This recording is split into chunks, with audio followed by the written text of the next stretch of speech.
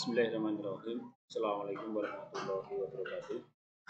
Pada anak-anakku siswa kelas 6 dan siswa kepada orang tua. Untuk kali ini kami dari Madrasah Mulia Genteng akan mensosialisasikan tentang asesmen nasional. Dan pada saat ini memang sudah menjadi program dari pemerintah, yaitu asesmen nasional, sosialisasi asesmen nasional akan saya berikan penjelasan sedikit. Kami menjelaskan ini mengutip dari koordinasi asesmen nasional di tingkat provinsi. Sebenarnya apa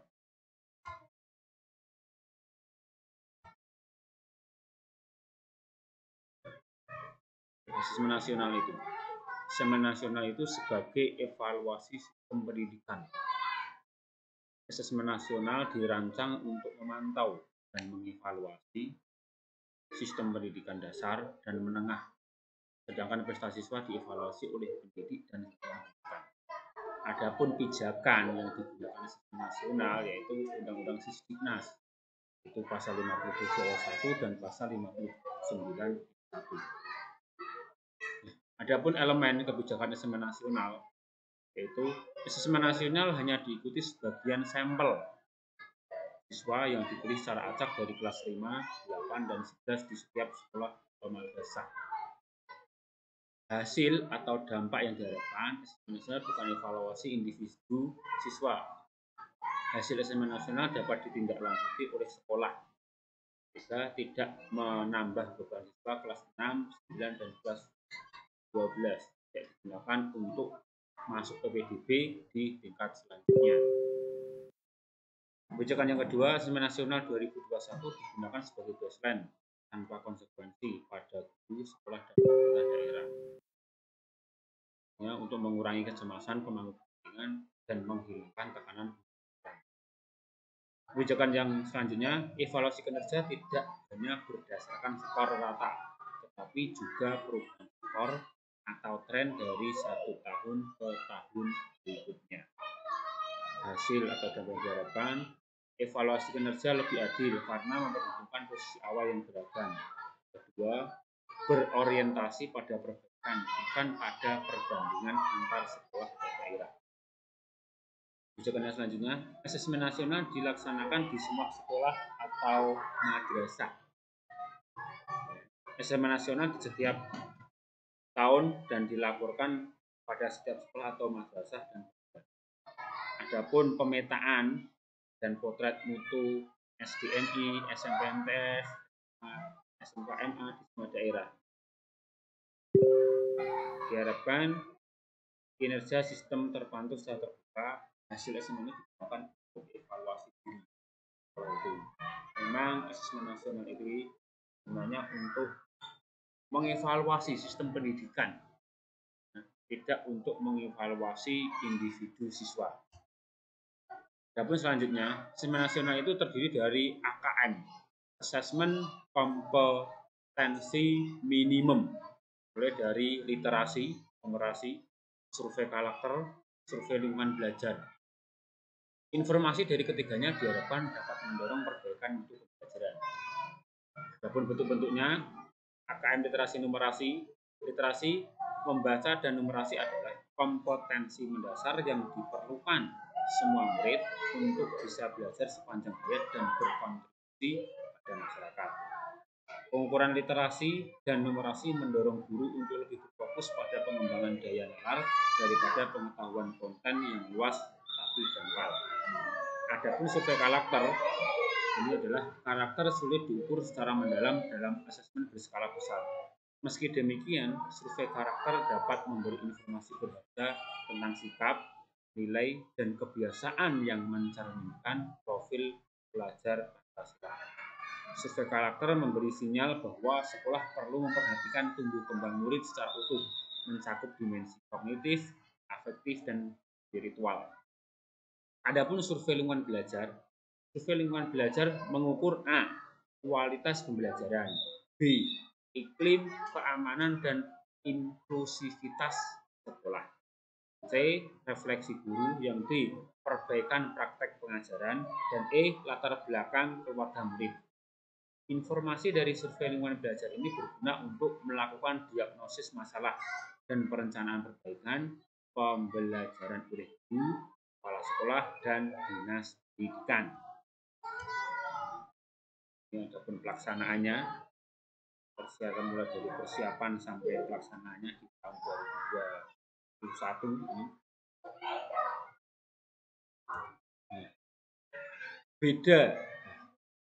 Perbedaan antara UN dan AN.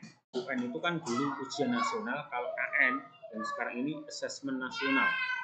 Kalau dulu ujian nasional, yang pertama menilai hasil belajar peserta didik pada akhir jenjang.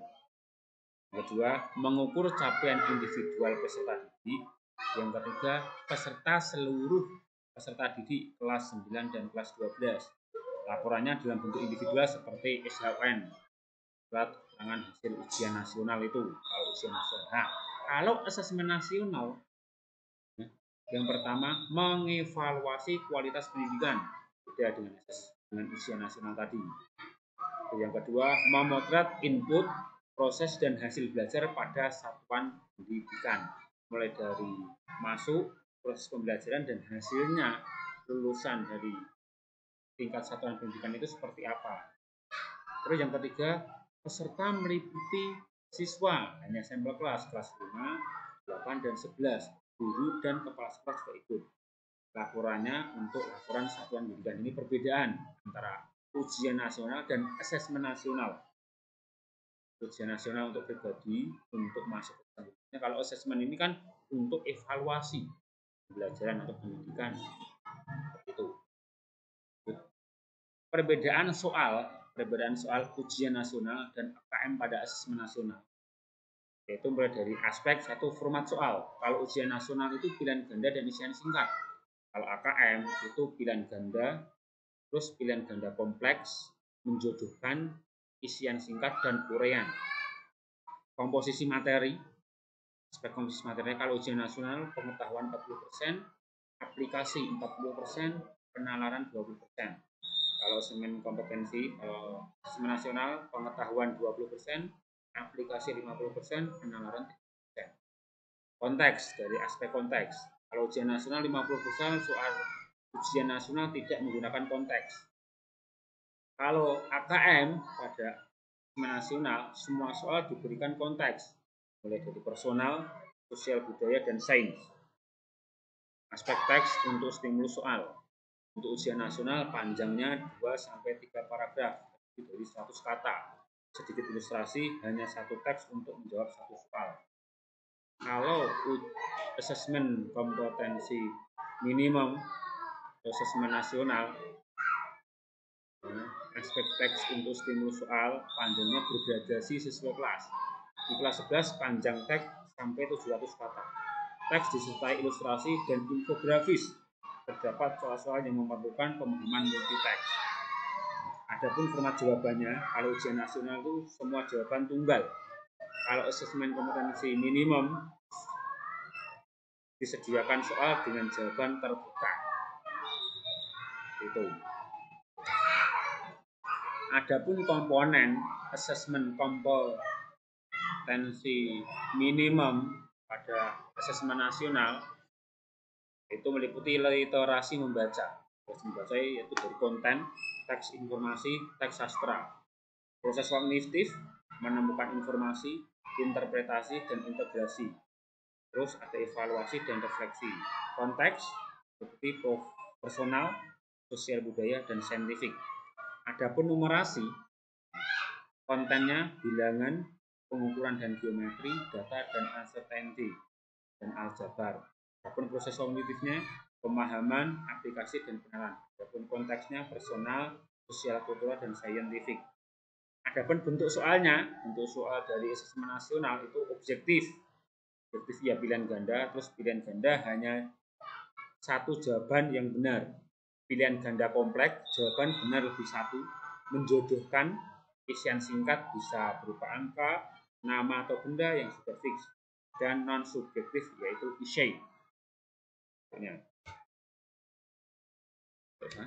Lanjut, adapun peserta pendidik yang mengikuti asesmen nasional itu dari tingkat SDMI, SLB, SMP MTS, SMA SMK. Kalau SDMI itu hanya kelas 5 maksimal 30 siswa. Kalau SMP MTS itu kelas 8 maksimal 45. Kalau SMA kelas 11 maksimal 45, SMK MTS kelas 11 maksimal 45 siswa. Ini pesertaannya. Berarti kan kalau untuk SDMI kelas 5 maksimal 30 siswa. Siswa berbasis sampel yang ditentukan secara acak oleh Kemdikbud. Dan nanti ada tambahan 5 siswa untuk cadangan. Asesmen nasional diikuti oleh satuan pendidikan yang memiliki NPSN dan tercatat di Kemdikbud. Asesmen nasional diikuti oleh siswa berkebutuhan khusus di sekolah inklusi yang mampu menyelesaikan asesmen secara mandiri. Jadi di sini tadi di kelas 5 ini maksimal 30 siswa. Jadi kalau di madrasah kita ada kelas 5 itu ada 93. Jadi nanti dipilih secara acak 30 siswa, ya maksimal ada tambahan 5 lah. Itu siapa saja itu juga tidak tahu. Nanti yang menentukan oleh sistem dari Kemdikbud pusat. Jadi kepala satuan pendidikan di sini dari satuan pendidikan itu juga ada kepala satuan pendidikan, pendidik atau guru yang mengikuti survei lingkungan belajar. Tidak usah.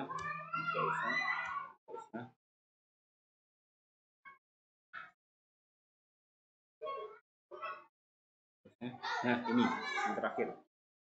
Bagaimana untuk bisa belajar materi-materi, bisa latihan soal, tryout bisa dilakukan sendiri untuk mempersiapkan asesmen nasional. Nanti Bapak Ibu semuanya dan anak-anakku semuanya bisa membuka ini alamat link ini http://pusmenjar.kemdikbud.go.id KKM ini berisi apa itu asesmen kompetensi minimum itu.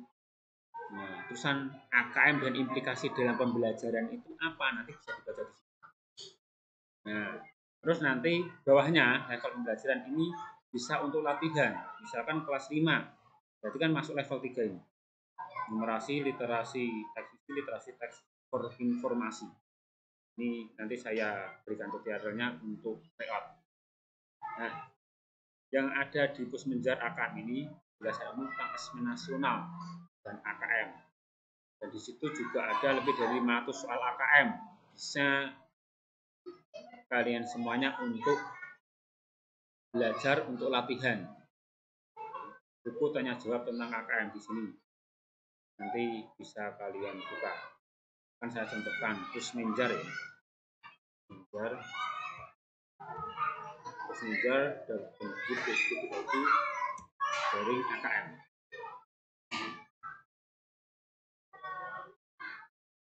Nah, nanti tampilannya seperti ini. Nanti bisa dibaca. Asesmen kompetensi minimum itu apa? Pak itu sebenarnya bisa dibaca di ini adalah materi-materi nanti bisa dibaca juga. Numerasi, literasi teks isi, literasi teks informasi. Nah, ini ada tiap levelnya. Nanti misalkan kalau sudah bisa mempelajari, bisa dibaca materi-materi ini, mencoba AKM atau KNBK itu bisa kalian coba tryout dengan menggunakan lewat alamat pusmenjar.kemdikbud.go.id. Caranya gimana? Buka alamat ini, Pusmenjar ini, terus ayo klik ini, ayo coba AKM, klik.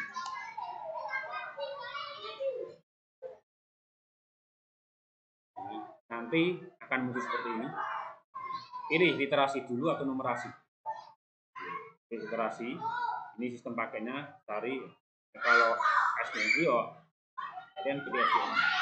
Literasi ya literasi, klik. Terus oke lanjut.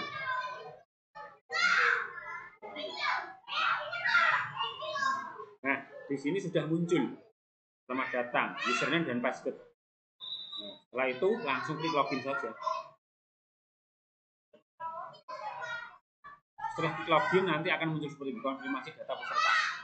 Ini tidak usah. Nah, di sini nanti kalian isi misalkan tanggal lahir kalian lah, terserah sesuaikan kalian tahunnya misalkan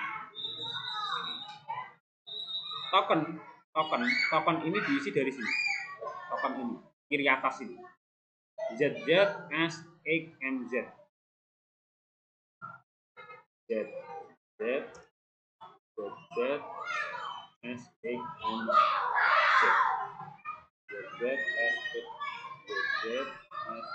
Kalau di sini belum muncul, klik refresh saja. Kalau sudah dimasukkan, klik submit. Oh, nama dulu. Namanya belum diketik. Nama, misalkan Bu Arif. Kita harus di sini.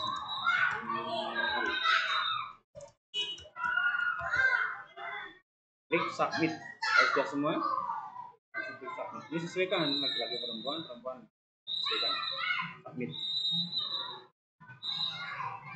Kalau sudah klik submit, nanti akan muncul konfirmasi ini. Proses baru. Kamu nanti klik mulai.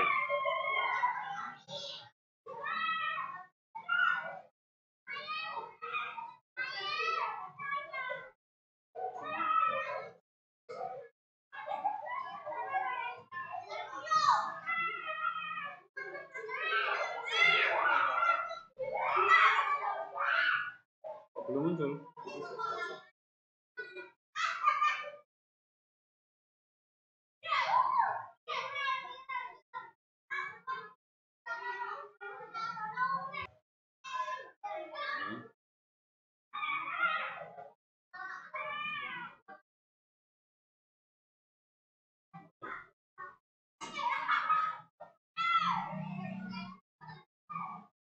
Ini nanti akan muncul soal seperti ini. Ini soalnya berarti kan pilihan ganda, ada ilustrasi dan ada deskripsi. Soalnya dipilih salah satu yang benar. Kalau udah klik, kalau ragu-ragu ya klik ragu-ragu. Selanjutnya klik selanjutnya.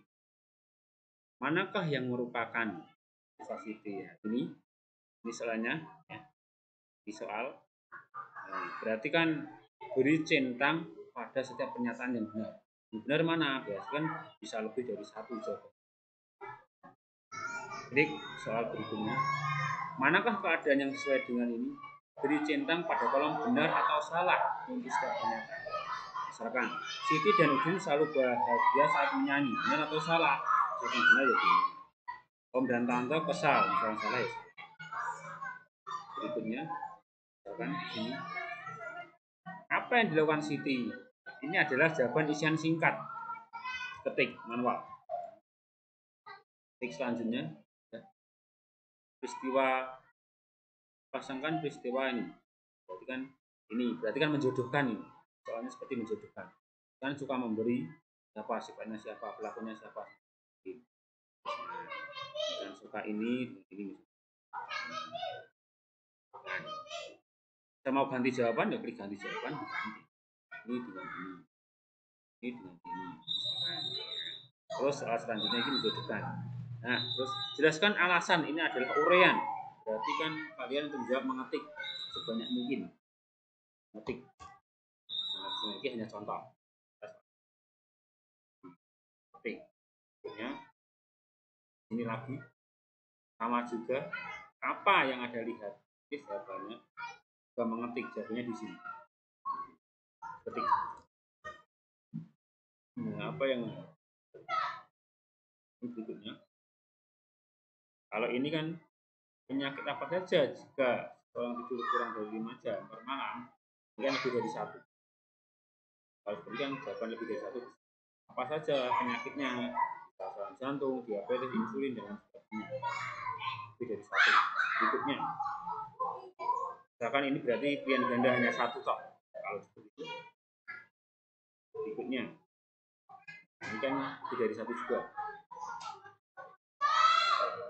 Berikutnya, pasangkan, berarti kan menjodohkan.